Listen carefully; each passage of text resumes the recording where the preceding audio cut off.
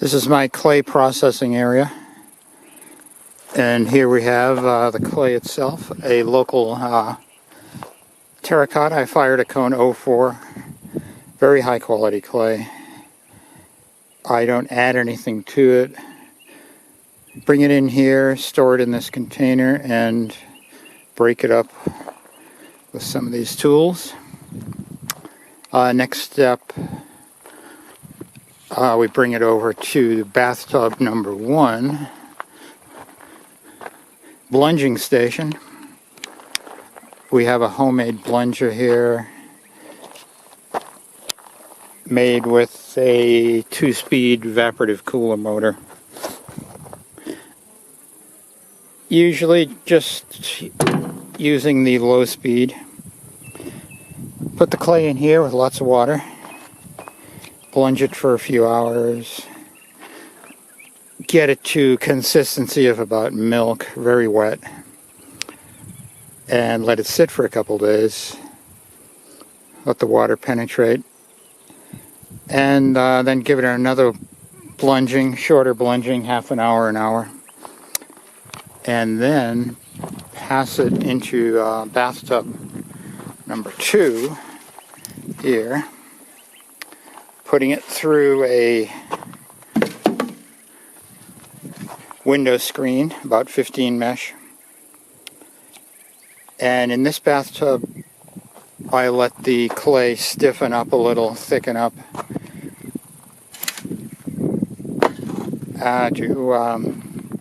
To dry it, I want it fairly thick, otherwise it'll settle out into layers. So it's maybe like heavy cream when we put it through a Talisman 40 mesh sieve.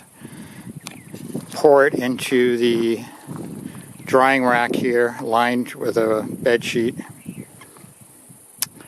And it can take anywhere from 1 to 3 or 4 days to dry, depending on the time of the year. And that's pretty much it. It's a pretty simple process, not a lot of work. And definitely less work than driving in Tucson and buying clay.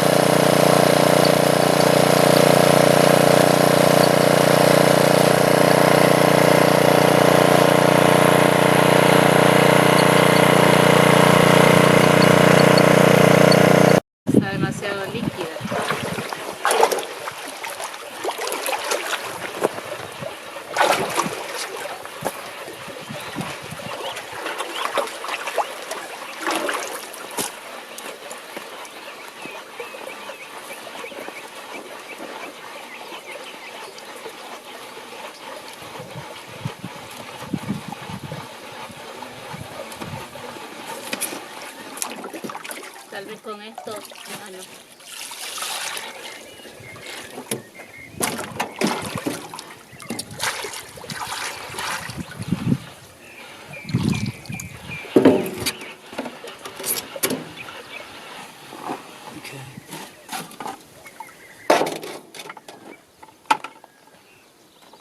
Costos.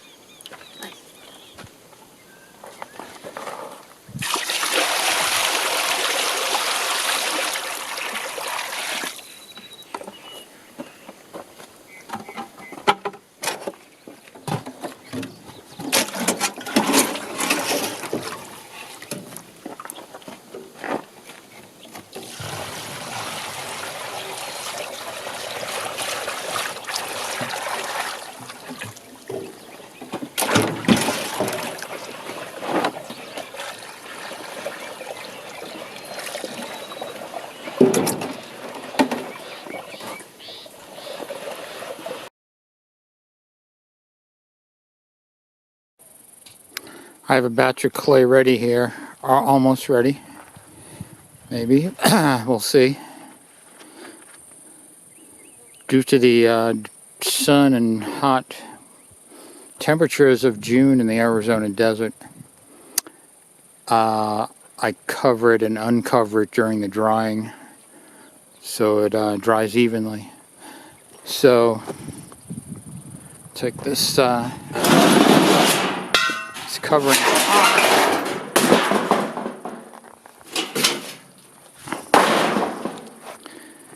got plastic here.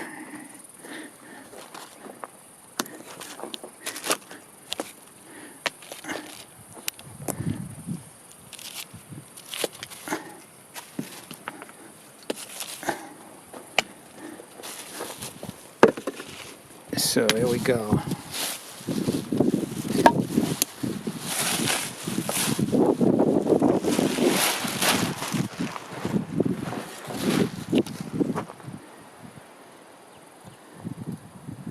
Still pretty soft.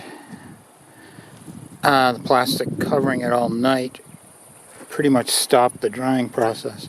Around the edge here, it's just about ready. I'll start peeling off the edges and storing them pretty soon, but I think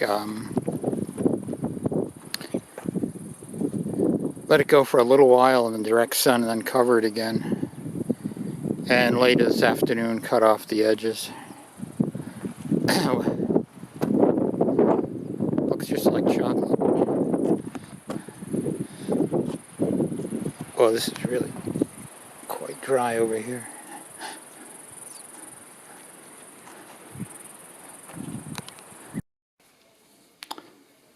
Last but definitely not least, I'll be putting my clay through de-airing pug mill. By the way, here is results of our recent Nobari Gamma firing. So thanks to the pug mill, I can put clay that got a little too dry with a little clay that got a little too, didn't get dry enough, and pass it through the vacuum de-airing chamber and end up with perfect clay. So we'll get to that right now. Storing it is a bit of a problem. Sometimes I use 5-gallon buckets covered with plastic, not the ideal answer. Damp cloth works very well, but the cloth rots pretty quickly. Let's see how it goes.